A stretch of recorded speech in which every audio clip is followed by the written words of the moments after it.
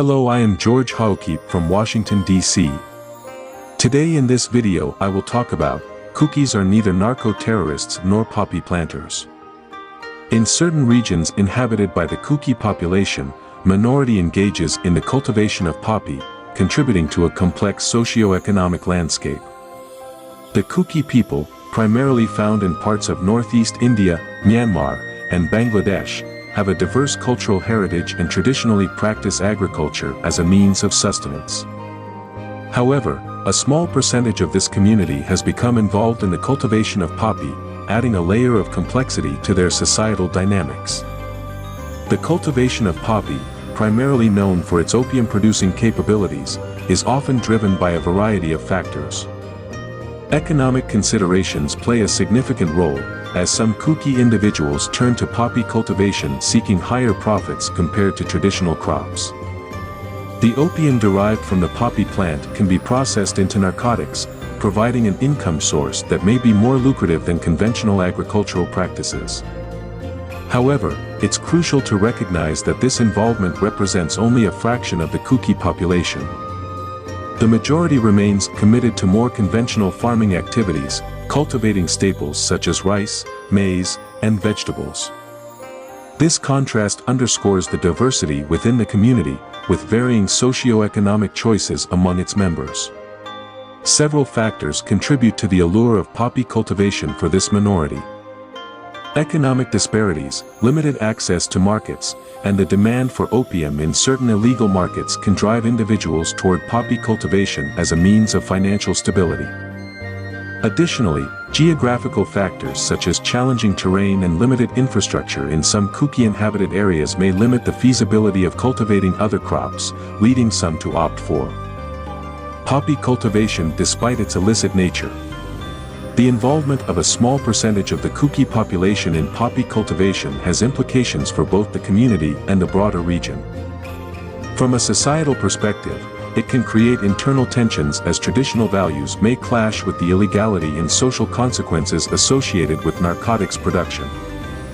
This internal strife can pose challenges to community cohesion and identity.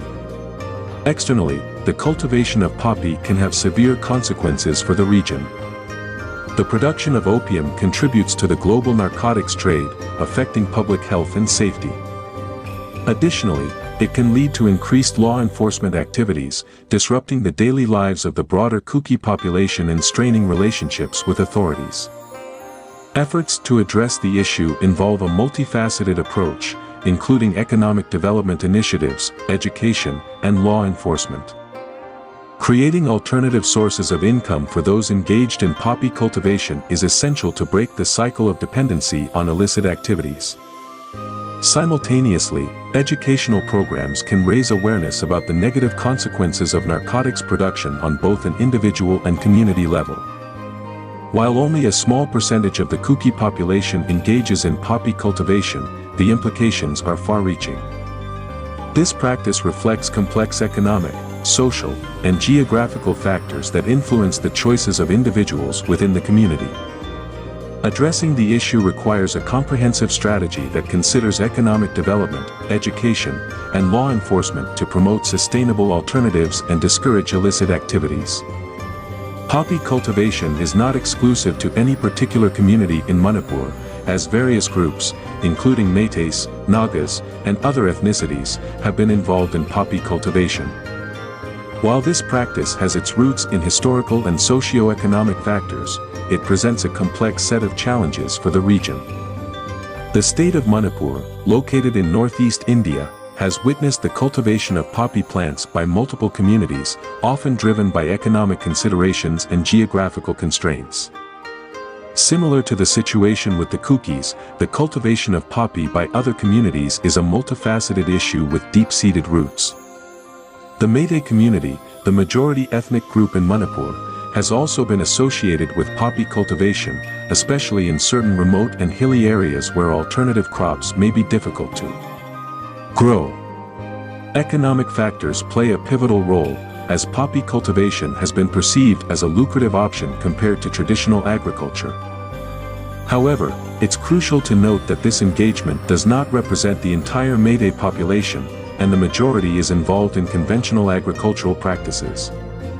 Naga communities in Manipur, primarily residing in the hill districts, have also been linked to poppy cultivation. Similar to other ethnic groups, the decision to cultivate poppy is often influenced by economic factors, as well as the challenging terrain and limited infrastructure that make it difficult to cultivate other crops. Understanding the dynamics of poppy cultivation in Manipur requires a nuanced perspective. Factors such as poverty, lack of access to markets, and the demand for opium in certain illegal markets contribute to the perpetuation of this practice. The socio-economic landscape, coupled with geographical challenges, creates an environment where poppy cultivation becomes an attractive option for some communities. The consequences of poppy cultivation extend beyond the immediate economic gains for the involved communities. Manipur's association with poppy cultivation has led to various social, legal, and health-related issues. The production of opium contributes to the global narcotics trade, impacting public health and safety. Moreover, law enforcement activities to curb illicit drug production can strain community relationships and lead to internal tensions. Efforts to address poppy cultivation in Manipur involve a comprehensive approach, including economic development initiatives, education, and law enforcement. Creating alternative sources of income is crucial for breaking the cycle of dependency on illicit activities. Educational programs can raise awareness about the negative consequences of narcotics production, fostering a sense of responsibility within communities. Poppy cultivation in Manipur involves various communities, each grappling with unique socio-economic challenges. Economic considerations, geographical constraints, and historical factors contribute to the perpetuation of this practice. Addressing the issue requires a multi-pronged strategy that considers the diverse needs of different communities and aims to promote sustainable alternatives while addressing the root causes of poppy cultivation. It is essential to dispel misconceptions and stereotypes surrounding the Kuki community, particularly the unfounded association with the term narco-terrorists. The Kukis, an indigenous ethnic group with a rich cultural heritage, primarily inhabit regions in northeast India, Myanmar, and Bangladesh. Labeling the entire community as narco-terrorists oversimplifies complex issues and perpetuates an unjust characterization. The Kukis have faced historical challenges, including territorial disputes, displacement, and socio-economic struggles.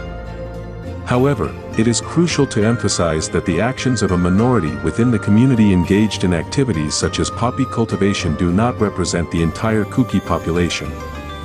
Such activities are driven by a combination of economic factors, geographical constraints, and historical circumstances rather than an inherent tendency towards criminality. Engaging in poppy cultivation or related activities does not make an entire community terrorists. The majority of Kukis are law-abiding citizens who contribute to the cultural, social, and economic fabric of the regions they inhabit. It is vital to differentiate between the actions of a few individuals and the broader community, recognizing the diversity of perspectives and lifestyles within the Kuki population.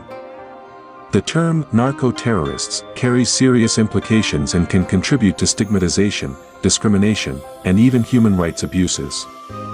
Applying such a label to an entire ethnic group is not only inaccurate but also perpetuates harmful stereotypes that hinder constructive dialogue and understanding.